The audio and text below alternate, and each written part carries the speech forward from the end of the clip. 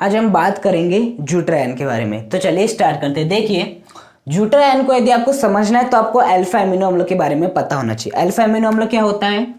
COOH जिसमें एक अम्ल हो और अल्फा पोजीशन पर आपका एमिनो समूह होता है NH2 समूह जुड़ा हो और आपका R के रूप में कुछ भी हो सकता है। ये सभी हम बात अच्छे से जानते हैं, प्रीवियस लेक्चर में पढ़ चुके हैं क्या का अल्फा एमिनो अम्ल होता क्या है। हाँ, तो ये क्या आपका अल्फा एमिनो अम्ल है। अब क्या होता है यदि आप इस अल्फा एमिनो अम्ल को जल में मिला दें, यदि आप ये जो अल्फा एमिनो अम्ल है इसे यदि आप जल में मिला देते, मतलब इस प्रकार का आपने एक पात्र लिए और उस पात्र में लेकर आपने क्या किए, इस जो आपका अल्फा एमिनो अम्ल है उसको मिला दिए। हाँ, तो जैसे ही आप इस पात्र में जिसमें आपने जल लिया है उसमें बाहर से यदि आप इस अल्फा एमिनो अम्ल को मिला देते तो देखिए होता क्या है, RCHCOOH NH2।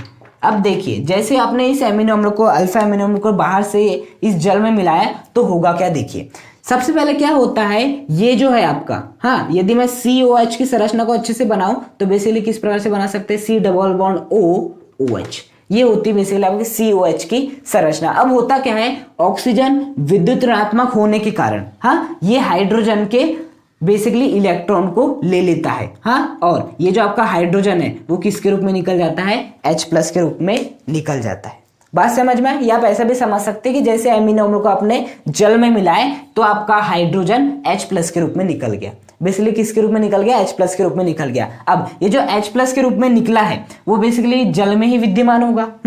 तो बेसिकली होता क्या है, ये जो आपका NH2 है इसके पास एक एकाकी इलेक्ट्रॉन युग्म होता है। क्या होता है, एक एकाकी इलेक्ट्रॉन युग्म इस प्रकार से होता है। अब एक एकाकी इलेक्ट्रॉन युग्म क्या होता है उसका भी कारण जान लीजिए। देखिए आपके यहाँ पर यदि मैं बात करूं नाइट्रोजन ने कितने बंध बनाए हैं, एक बंध, और हाइड्रोजन के साथ 2 बंध बनाए हैं। हाँ, तो नाइट्रोजन ने बेसिकली कितने बंध बनाए हैं, 3 बंध बनाया है। 3 बंध के लिए 3 अयुग्मित इलेक्ट्रॉन चाहिए। हाँ, तो यदि आप नाइट्रोजन का इलेक्ट्रॉन विन्यास लिखते हैं बाह्यतम कोश का तो वो होता है आपका 2s2p3 होता है, 2s2p3। अब 2s को दिखाओ, 2s में कितने इलेक्ट्रॉन, 2 इलेक्ट्रॉन। अब 2p को दिखाओ, 2p में कितने इलेक्ट्रॉन, 3 इलेक्ट्रॉन। हाँ, तो देखो ये जो 3 अयुग्मित इलेक्ट्रॉन थे वो तो 3 बंध बनाने में भाग ले लिए। पहला इलेक्ट्रॉन ने इस कार्बन के साथ बंध बनाया, दूसरे इलेक्ट्रॉन ने एक हाइड्रोजन के साथ बंध बनाया, तीसरे आपके अयुग्मित इलेक्ट्रॉन ने तीसरे हाइड्रोजन के साथ बंध बनाया, लेकिन ये 2 इलेक्ट्रॉन पड़े रह गए। और जो इलेक्ट्रॉन बंध बनाने में भाग नहीं लेते उन 2 इलेक्ट्रॉन को क्या कहते हैं, एकाकी इलेक्ट्रॉन युग्म कहते हैं। तो नाइट्रोजन के पास इस प्रकार से एक एकाकी इलेक्ट्रॉन युग्म आपका पड़ा रहता है। हाँ, अब यदि आप इस हाइड्रोजन को देखें तो बेसिकली हाइड्रोजन का परमाणु क्रमांक कितना होता है, 1, मतलब उसमें इलेक्ट्रॉन की संख्या कितनी होती है, 1 होती है। हाँ, हाइड्रोजन का इलेक्ट्रॉन विन्यास क्या होता है, 1s1 होता है। अब हाइड्रोजन H+ के रूप में, अब बताओ किसी के भी यदि ऊपर प्लस है तो उसने बेसिकली इलेक्ट्रॉन का दान कर दिया। हाँ, जैसे कि आपका Na है, Na के ऊपर प्लस रहता है, मतलब Na ने 1 इलेक्ट्रॉन का दान कर दिया। यदि आपका 2+ रहेगा तो Na ने 2 इलेक्ट्रॉन का दान कर दिया। हाँ, तो वैसे ही आपका हाइड्रोजन के ऊपर 1+ है, मतलब हाइड्रोजन के पास जो 1 इलेक्ट्रॉन था उसने भी उसका दान कर दिया, हाइड्रोजन ने उसका भी दान कर दिया और खुद कैसा हो गया, लुक्खा हो गया, गरीब हो गया। बेसिकली हाइड्रोजन के पास 1 इलेक्ट्रॉन होता है, ये H+ के रूप में, मतलब इसके पास जो 1 इलेक्ट्रॉन होता है उसने उसका भी दान कर दिया, तो खुद किसके रूप में हो जाएगा, H+ और गरीब रहेगा, लुक्खा रहेगा। हाँ, अब ये H+ चाहता है कि नहीं यार कैसे भी करके मुझे 2 इलेक्ट्रॉन चाहिए होते। क्यों? क्योंकि उसके बाह्यतम कोश में 1 इलेक्ट्रॉन चाहिए होते हैं, इसे और 1 इलेक्ट्रॉन चाहिए ताकि वो अपने बाह्यतम कोश में 2 इलेक्ट्रॉन रख सके, क्योंकि 2 इलेक्ट्रॉन यदि रखता है तो भी बेसिकली वो स्थायी बन जाता है। हाँ, अब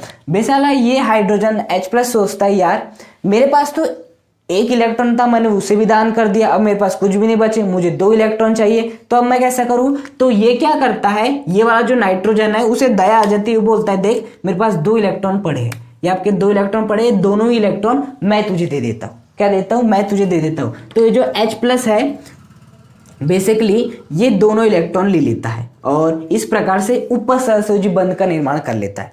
किस बंध का निर्माण कर लेता है, उपसहसंयोजी बंध का निर्माण कर लेता है। हाँ, और इस प्रकार से जुड़ जाता है। अब बताओ यहां पर नाइट्रोजन ने अपने दोनों ही इलेक्ट्रॉन किसे दिए, हाइड्रोजन को दिए हैं, इसीलिए इस नाइट्रोजन पे क्या आ जाता है, आपका प्लस आ जाता है। हाँ, तो यदि हम इसे लिखना चाहे तो इस प्रकार से लिख सकते हैं, 2 हाइड्रोजन है और आपकी एक और हाइड्रोजन है, हाँ, तो इसे हम ऐसे लिख सकते हैं NH3 प्लस, 2 हाइड्रोजन थी आपकी पहले NH2 के पास, उसने अपने दोनों इलेक्ट्रॉन H को दिया, उसके साथ H भी जुड़ गया, 3 हाइड्रोजन हो गई NH3, और इस नाइट्रोजन के ऊपर क्या आ जाएगा, बेसिकली प्लस आ जाएगा, हाँ। तो ये जो आप देख रहे हैं, हाँ, यही होता है आपका ज्यूटर आयन।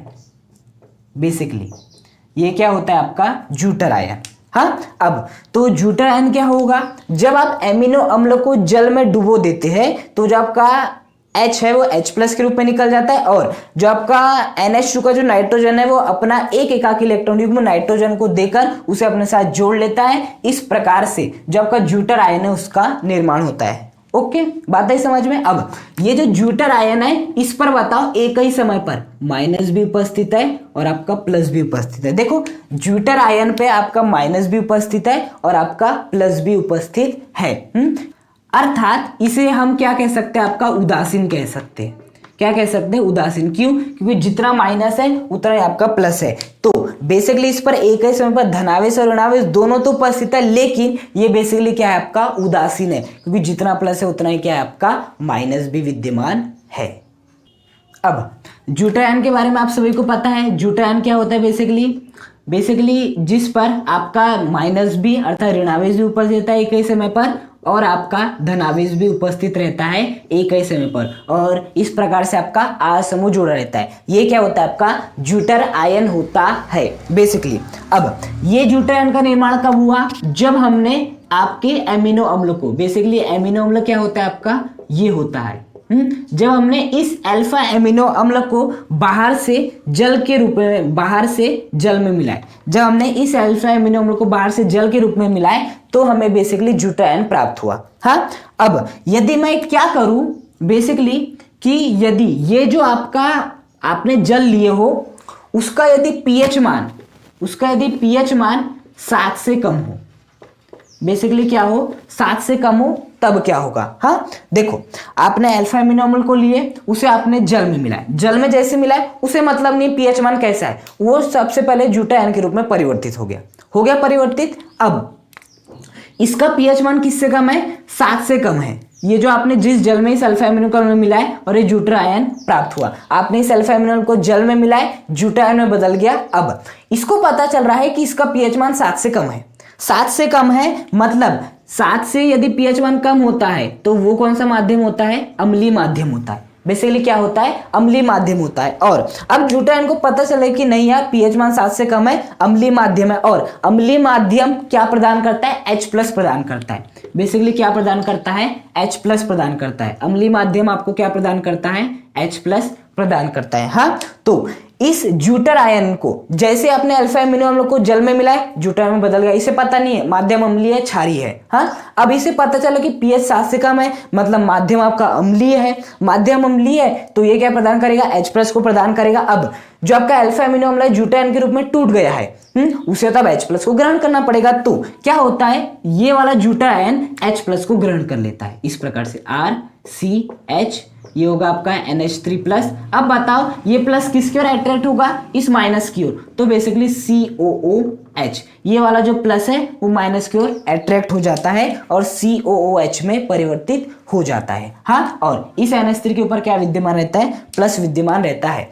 पहले यदि हम बात करें ज्यूटर आयन की तो इस पर जितना प्लस था उतना ही माइनस था। अब जैसे हमने इसे ऐसे माध्यम में डुबाए जिसका पीएच मान 7 से कम है, अर्थात वो अम्लीय माध्यम है, तो इसने H प्लस को ग्रहण करके एक ऐसे रूप में परिवर्तित हो गया जिसमें केवल केवल आपका धनावेश है, जिसपे केवल केवल क्या उपस्थित है, आपका धनावेश उपस्थित है। अब बताओ यदि मैंने यहां पर क्या लगा दिया, इलेक्ट्रोड लगा दिया, इस पर होगा प्लस, इस पे होगा माइनस। जिस पे प्लस होता है उसे क्या कहते हैं, बेसिकली एनोड कहते हैं, और जिस पे माइनस होता है उसे क्या कहते हैं, बेसिकली कैथोड कहते हैं, हाँ। अब बताओ यदि मैंने सबसे पहले क्या किया, एमिनो अम्ल लिया, उसे मैंने जल में डुबोया, हाँ, तो वो किस में परिवर्तित होगा, ज्यूटर आयन में परिवर्तित हो गया। उसे पता नहीं पीएच मान कैसा है, पीएच मान यदि 7 से कम है तो बेसिकली ये कैसा माध्यम होगा, आपका अम्लीय माध्यम होगा। अम्लीय माध्यम है तो ये क्या प्रदान करेगा H+। अब इस ज्यूटर आयन को पता चल रहा है यार मैं तो अम्लीय माध्यम में आ गया तो मुझे H+ को ग्रहण करना पड़ेगा। इसने H+ को ग्रहण किया और संपूर्ण यौगिक पर क्या आ गया आपका धनावेश आ गया। पहले जितने धनावेश है उतने ऋणावेश है, अब आपका धनावेश डोमिनेंट है। हाँ, तो यदि मैंने आपका इस प्रकार से इलेक्ट्रोड लगाया, जिस पात्र में आपने इस एमिनो अम्ल को लिए थे जो ज्यूटर आयन में परिवर्तित हुआ, जिसने H+ को ग्रहण करके ये बनाया, अब यदि उस पात्र में आपने क्या लगा दी, इस प्रकार से इलेक्ट्रोड लगा दिए, तो बताओ होगा क्या। इस संपूर्ण यौगिक पर आपका क्या उपस्थित है, इस संपूर्ण यौगिक पर आपका धनावेश उपस्थित है। और धनावेश किसकी ओर आकर्षित होता है, ऋणावेश की ओर आकर्षित होता है। तो अब आपका जो ज्यूटर आयन है वो कहां पर जाना चाहेगा, वो आपका ज्यूटर आयन जाना चाहेगा कैथोड पर। हाँ,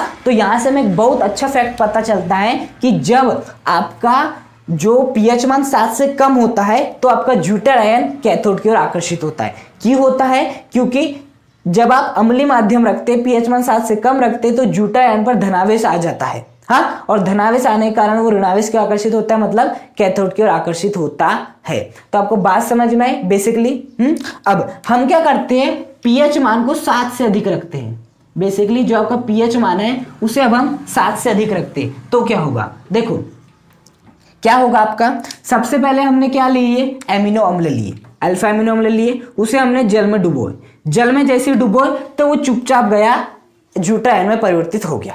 हाँ, अब उसे पता चल रहा है कि नहीं यार पीएच मान तो 7 से अधिक है। अल्फा एमिनो अम्ल को मिलाया आपने जल में, वो ज्यूटर आयन में परिवर्तित हो गया। उसे नहीं पता आपका माध्यम कैसा है, पीएच मान कैसा है, उसे पता चला कि पीएच मान 7 से अधिक है। पीएच मान 7 से अधिक होता है तो बेसिकली प्रकृति कैसी होती है, उसकी क्षारीय होती है।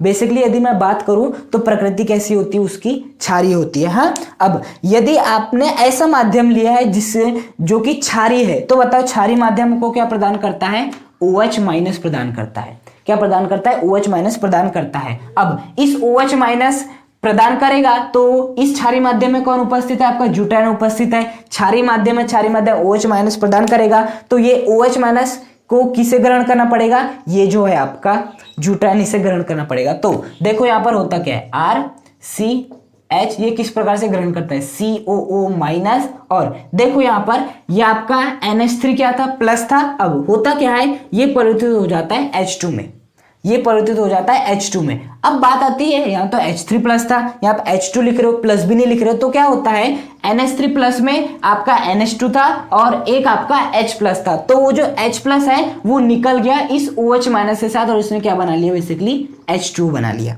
यहाँ का जो आपका एक H प्लस था, बेसिकली यहाँ का जो एक H प्लस था, ये देखिए NH3 प्लस से NH2 हो गया, प्लस भी निकल गया, तो जो आपका H प्लस था वो इस OH- के साथ जाकर H2 बना लिया। हाँ, अब बताओ इस संपूर्ण ज्यूटर आयन पे, ये भी आपका ज्यूटर आयन ही तो है, बस ये वाले ज्यूटर आयन ने OH- ग्रहण किया है इसलिए इसका रूप ऐसा हो गया है। ये भी आपका ज्यूटर आयन है, बस इस ज्यूटर आयन ने आपका H+ ग्रहण के लिए किया है इसलिए इसका रूप ऐसा हो गया। हाँ, तो ये जो आपका ज्यूटर आयन है बेसिकली। हाँ, अब बताओ इस संपूर्ण पर किस प्रकार का आवेश है, देखेंगे अब ऋणावेश। पहले ज्यूटर आयन पे जितना ऋणावेश था उतना ही धनावेश था, कोई बात नहीं, लेकिन अब क्या देख रहे हो कि अब आपने जैसे उसे क्षारीय माध्यम में डाले जिसका मान पीएच से, जिसका जो पीएच मान था 7 से अधिक था, तो अब संपूर्ण ज्यूटर आयन पे कौन सा आवेश आ गया, आपका ऋणावेश। अब यदि आपने यहाँ पर इस प्रकार से इलेक्ट्रोड लगाए, इस पे आपका क्या है, माइनस है, इस पे आपका प्लस है, आपका एनोड है, अब आपका कैथोड है। अब बताओ आपके संपूर्ण यौगिक पर कौन सा आवेश है, ऋणावेश है। अब बताओ ऋणावेश किसकी ओर आकर्षित होता है, ऋणावेश होता है धनावेश की ओर आकर्षित। हाँ, तो ये वाला जो है आपका, देखो सबसे पहले आपने एमिनो अम्ल लिए, उसे आपने जल में डुबाओ, ज्यूटर आयन में परिवर्तित हो गया। अब उसे पता चलता है कि नहीं यार पीएच तो 7 से अधिक था, पीएच यदि 7 से अधिक था तो उसे OH- मिलेगा। अब उसने OH- को किस प्रकार ग्रहण किया, इस प्रकार ग्रहण किया कि संपूर्ण यौगिक पर जब आपका प्लस जितना था उतना ही माइनस था, अब आपके माइनस की संख्या बढ़ गई है और आपके प्लस की संख्या घट गई है। हाँ, तो अब संपूर्ण यौगिक पे क्या आ गया, आपका माइनस आ गया। अब ये जो आपका माइनस है, यदि आपने इलेक्ट्रॉन लगाया तो किसकी ओर आकर्षित होगा, ऑब्वियस सी बात है प्लस की ओर आकर्षित होगा प्लस की ओर आकर्षित। मतलब जब आपका पीएच मान 7 से अधिक होता है तब ज्यूटर आयन किसकी ओर आकर्षित होता है, आपके प्लस की ओर, अर्थात एनोड की ओर आकर्षित होता है। और प्लस की ओर आकर्षित क्यों होता है, क्योंकि क्षारीय माध्यम यदि होता है पीएच मान 7 से अधिक होता है तो बेसिकली माइनस प्लस की ओर आकर्षित करता है, प्लस एनोड पर उपस्थित रहता है, इसलिए ज्यूटर आयन एनोड पर जाता है। और इस परिस्थिति में जब आपका पीएच मान 7 से कम रहता है तो ये कहां पर जाता है, आपके कैथोड पर जाता है। कहां पर जाता है, आपके कैथोड पर जाता है। तो बात समझ में आई। बेसिकली मैं क्या कहना चाह रहा हूं, मैं ये कहना चाह रहा हूं कि आपने एमिनो अम्ल लिए, उसे आपने जल में डुबा, उसे मतलब नहीं पीएच कितना है, उसे सबसे पहले टूटना है, ज्यूटर आयन में टूट गया, जितना धनावेश है उतना ही ऋणावेश है। अब उसे पता चला कि नहीं यार पीएच तो 7 से कम है। अब यदि पीएच का मान 7 से कम है मतलब माध्यम आपका अम्लीय है, अम्लीय माध्यम H+ प्रदान करता है, तो उस अम्लीय माध्यम में कौन है, आपका ज्यूटर आयन है, तो उसे H+ लेना ही पड़ेगा भाई। तो H+ वो लेता है, जिसके कारण संपूर्ण यौगिक पर धनावेश आ जाता है। अब धनावेश किसकी ओर आकर्षित होता है, ऋणावेश की ओर। तो यदि हम इलेक्ट्रोड लगाए तो ये वाला जो आपका ज्यूटर आयन है, ये ज्यूटर आयन का ही रूप है। हाँ, ज्यूटर आयन का ही रूप है, बदला हुआ रूप है, क्योंकि ये होता है ज्यूटर आयन, इसने H+ को ग्रहण कर लिया तो ये आपका ज्यूटर आयन का बदला हुआ रूप है, लेकिन ये ज्यूटर आयन ही है। तो ये जो ज्यूटर आयन है वो किसकी ओर आकर्षित होगा, कैथोड की ओर आकर्षित होगा, क्योंकि संपूर्ण पे प्लस है। अब ये ज्यूटर आयन को अल्फा एमिनो अम्ल लिए आपने, बेसिकली उसे जल में डुबाया, ज्यूटर आयन परिवर्तित हो गया। अब उसे पता चला कि नहीं यार पीएच तो 7 से अधिक है, पीएच यदि 7 से अधिक है मतलब माध्यम आपका क्षारीय है, क्षारीय माध्यम OH- प्रदान करता है। अब इस क्षारीय माध्यम में आपका ज्यूटर आयन उपस्थित है तो उसे इस OH- को ग्रहण करना पड़ेगा, और OH- को इस प्रकार से ग्रहण करता है कि वो H2O बाहर निकाल देता है और संपूर्ण यौगिक पर माइनस आ जाता है। अब यदि संपूर्ण यौगिक पर अर्थात ज्यूटर आयन पर माइनस है तो वो कहां जाना चाहेगा, प्लस की ओर जाना चाहेगा। प्लस यदि हम इलेक्ट्रोड लगाते हैं तो प्लस की ओर जाना चाहेगा, और प्लस किस पे उपस्थित रहता है, एनोड पे, मतलब अब आपका ज्यूटर आयन एनोड पर जाना चाहेगा। हाँ, तो यहां से मैं एक बात समझ में आती कि यदि आपका माध्यम अम्लीय है, माध्यम आपका अम्लीय है मतलब वो H+ ग्रहण कर लेगा और कहां पर जाएगा, कैथोड पर जाएगा। अर्थात पीएच मान यदि 7 से कम है तो माध्यम अम्लीय है, माध्यम अम्लीय है मतलब अब आपका जो ज्यूटर आयन है वो कैथोड की हो जाएगा। हाँ, और यदि पीएच मान 7 से अधिक है मतलब आपका माध्यम क्षारीय है, माध्यम क्षारीय है तो OH- को ग्रहण करके कहां पर जाएगा, एनोड पर जाएगा। हाँ, अब हम और एक कंडीशन सोचते हैं कि यदि आपका पीएच मान 7 के बराबर हो जाए। अब बताओ यदि आपका पीएच मान 7 के बराबर हो जाए, हाँ, अब यदि पीएच मान 7 के बराबर हो गया तो अब आपका माध्यम कैसा बन जाएगा, आपका उदासीन बन जाएगा। क्या हुआ, आपने इस प्रकार से पात्र लिए, इस पात्र में आपने सबसे पहले बाहर से अल्फा एमिनो अम्ल को मिलाया, बाहर से अल्फा एमिनो अम्ल को मिलाया। अब इसे मतलब नहीं आपका पीएच मान कैसा है, वो सबसे पहले जैसे आपने एमिनो अम्ल को बाहर से जल में मिलाए तो ज्यूटर आयन में टूट जाएगा, टूट गया। अब उसे पता चल रहा है कि यार पीएच मान तो 7 के बराबर है, 7 के बराबर है मतलब ये नहीं अम्लीय होगा नहीं क्षारीय होगा, हाँ, मतलब ये कैसा होगा, उदासीन होगा। तो ज्यूटर आयन को पता चल चुका है कि पीएच मान 7 के बराबर है, ये आपका उदासीन माध्यम है, उदासीन माध्यम है तो वो ना ही H+ ग्रहण करेगा और ना ही OH- ग्रहण करेगा। हाँ, तो बेसिकली ज्यूटर आयन को यदि आप इस प्रकार के माध्यम में डालते हो जो कि बेसिकली उदासीन है तो बेसिकली क्या इसका रूप परिवर्तित होगा, नहीं होगा, क्योंकि जब वो H+ को ग्रहण कर रहा था तब उसका रूप परिवर्तित हुआ, OH- को ग्रहण कर रहा था तो रूप परिवर्तित हो गया। अब तो उसने इस माध्यम में डाला गया कि वो उदासीन है तो वो ना ही H+ को ग्रहण करेगा और ना ही OH- को ग्रहण करेगा, और यदि H+ OH- दोनों को ही ग्रहण नहीं करेगा तो उस पर जितना बेसिकली धनावेश उपस्थित रहेगा उतना ही आपका ऋणावेश भी उपस्थित रहेगा, उतना ही आपका ऋणावेश भी उपस्थित रहेगा। तो अब बताओ यदि मैंने बाहर से क्या कर दिया, इलेक्ट्रोड लगा दिया, हाँ, एक प्लस एक माइनस, एनोड कैथोड, तो बताओ क्या ये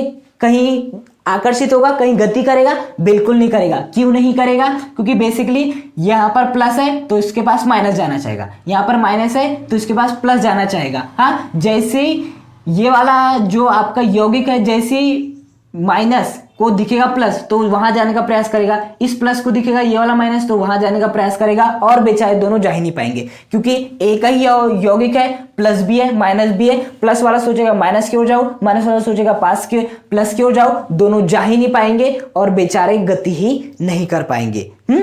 तो बात समझ में आई कि यदि आपका पीएच मान 7 हो जाए, बेसिकली इस एग्जांपल के थ्रू यदि पीएच मान 7 हो जाए तो बेसिकली इस पर धनावेश उपस्थित रहता है, ऋणावेश उपस्थित रहता है। क्यों, क्योंकि ना H+ को ग्रहण करता है ना OH- को ग्रहण करता है, क्योंकि आपका माध्यम उदासीन होता है तो वो ना एनोड की ओर जाता है ना कैथोड की ओर जाता है, मतलब वो आपका ज्यूटर आयन गति ही नहीं करता। हाँ, तो यदि यहां से मैं पूछूं कि ये वाली वैल्यू क्या कहलाएगी आपकी, हाँ, जिस पीएच मान पर आपका ज्यूटर आयन गति ही नहीं कर रहा है वो कहलाता है आपका समविभव बिंदु। बेसिकली इसे क्या कहते हैं, समविभव बिंदु कहते हैं या समविभव अंक कहते हैं। जिस पीएच मान पर आपका ज्यूटर आयन गति ही नहीं करता, जिस पीएच मान पर आपका ज्यूटर आयन गति ही नहीं करता, वह पीएच मान कहलाता है समविभव बिंदु या समविभव अंक। क्या कहलाता है, समविभव अंक। हाँ, आपने एमिनो अम्ल को डुबाए, एमिनो अम्ल को जैसे डुबाए सबसे पहले वो टूट गया, इसमें टूट गया। अब आपने इसे ऐसे माध्यम में डाले जो कि अम्लीय था। अब अम्लीय माध्यम तो H+ प्रदान करेगा, तो H+ को ग्रहण करेगा, H+ को ग्रहण करेगा तो संपूर्ण यौगिक पर प्लस आ जाएगा, प्लस आ जाएगा तो कैथोड की ओर आकर्षित होगा यदि हम इलेक्ट्रोड लगाएंगे। हाँ, अब आपने ऐसे माध्यम में डाले जो कि बेसिकली क्षारीय था तो OH- प्रदान करेगा, OH- प्रदान करेगा तो इसे ग्रहण करना पड़ेगा। हाँ, जिसके कारण इस संपूर्ण पे क्या आ जाता है, माइनस आ जाता है। अब माइनस किसकी ओर अट्रैक्ट होगा, प्लस की ओर, मतलब इलेक्ट्रोड लगाने पर अब आपका ज्यूटर आयन प्लस पर जाने लगेगा, लेकिन उसे आपने ऐसे माध्यम में डुबाया जो कि उदासीन था। हाँ, तो अब बताओ क्या ये कहीं आकर्षित हो पाएगा, क्या ये कहीं प्रतिकर्षित हो पाएगा, नहीं हो पाएगा। क्यों, क्योंकि इसमें जितना प्लस है उतना ही माइनस है, तो यह नहीं एनोड की ओर जा पाएगा नहीं कैथोड की ओर जाएगा। तो वह पीएच मान